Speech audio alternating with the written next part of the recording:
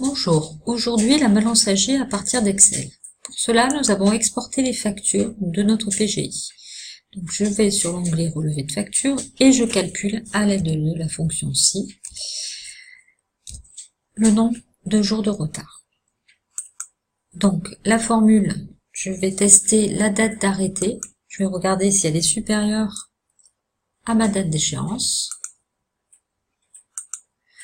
À ce moment-là, si c'est le cas, eh bien, je ferai la différence entre la date d'arrêté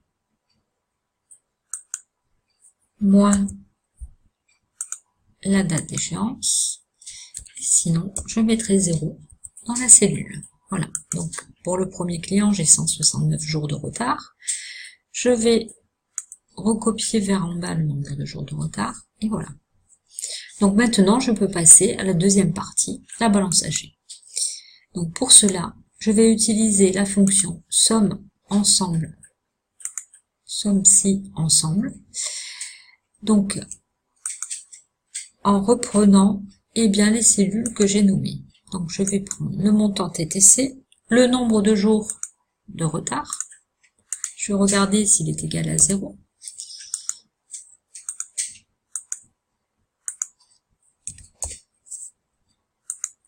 Et ensuite, à ça, bien, je vais associer le type de client.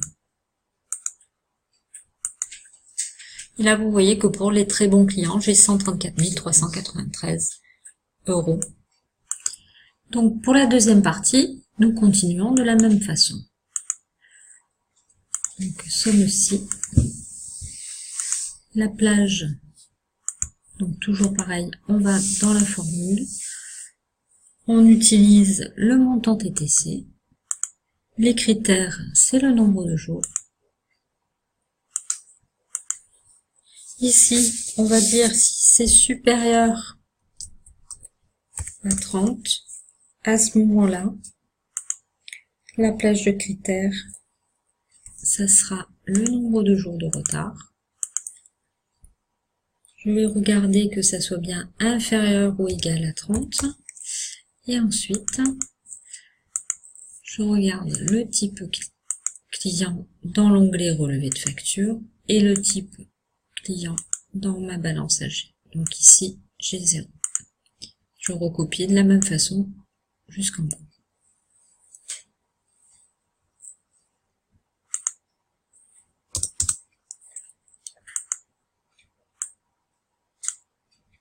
Voilà. Donc après, je vais modifier ma fonction ici. Donc le montant TTC, le nombre de jours de retard, ça ne change pas. Je vais par contre bien modifier, puisque je suis à plus de 30 jours, donc je vais dire si c'est supérieur à 30 jours, inférieur ou égal à 60. Voilà, je recopie vers en bas. Ici, je fonctionne de la même façon. Donc je suis dans la case ici plus de 60 jours. Donc je vais regarder si c'est supérieur à 60 et inférieur ou égal à 90. Je recopie vers en bas. Et ensuite, pour le dernier, donc je regarde simplement si c'est supérieur à 90. Donc à ce moment-là, bien, le nombre de jours de retard n'a plus lieu d'être, puisque là, il faut regarder le type et le type de la balance client. Donc ces deux autres critères, on va les supprimer.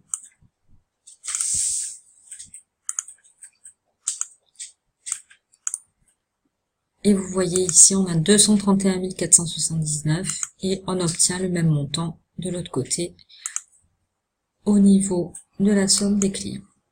Voilà. Eh bien, je vous souhaite une bonne journée et à très bientôt.